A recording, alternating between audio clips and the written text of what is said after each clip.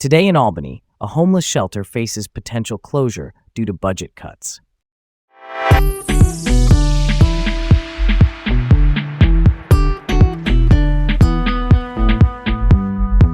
Welcome to Laid Back Local, the news of the day with Leah and Garrett in Albany, New York.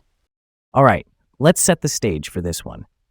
First up, Saratoga Springs homeless shelter faces closure amid budget cuts. In November 2025, Saratoga Springs' budget allocated $400,000 to Rise Housing and Support Services homeless shelter. That keeps it going until October 2026, but it's $100,000 less than usual. Honestly, this shortfall puts the shelter, which serves 30 to 35 people, in a tough spot. They're working on a permanent Code Blue shelter, but it's facing delays. And get this, the city used $1.81 million from a fund balance and $500,000 from a retirement reserve to help fund various budget items, including this shelter. That's a solid point. The thing is, cutting funds like this just isn't sustainable.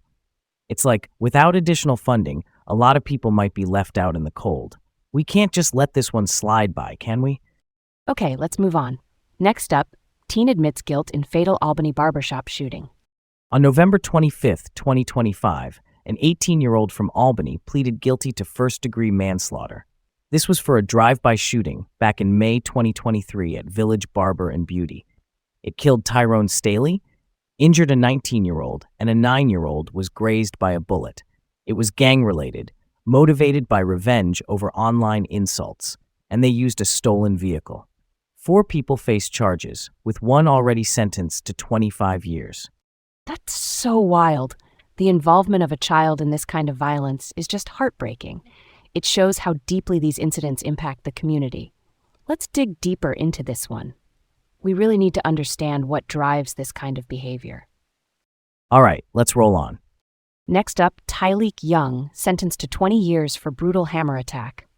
On November 25, 2025, Tyleek Young was sentenced for an assault on his ex-girlfriend in May 2025, which led to their unborn son's death.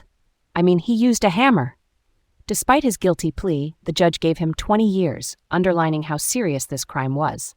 And get this, Young's mother tried to cover it up by making up a story.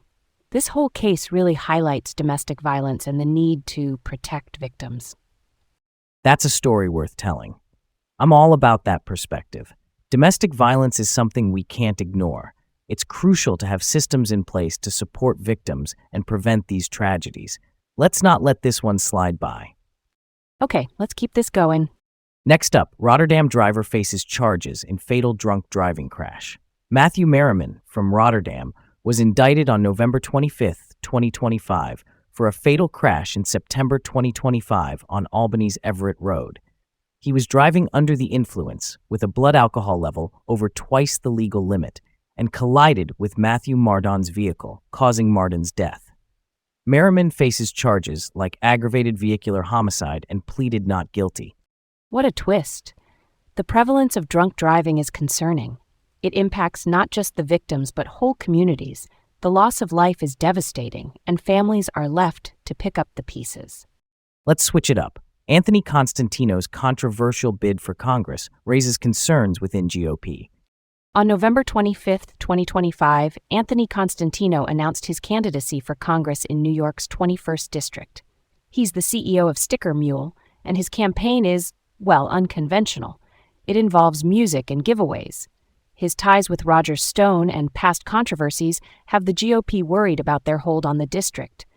He's self-funding his campaign with $5 million, which is a big advantage. That's a curveball. Constantino's aggressive tactics might shake things up. It's interesting how his campaign could attract new voters or maybe push traditional supporters away. It's definitely a campaign to watch. And that's where we'll leave it for now. Thanks for tuning in to Laid Back Local, the news of the day with Leah and Garrett in Albany, New York. Catch you all tomorrow.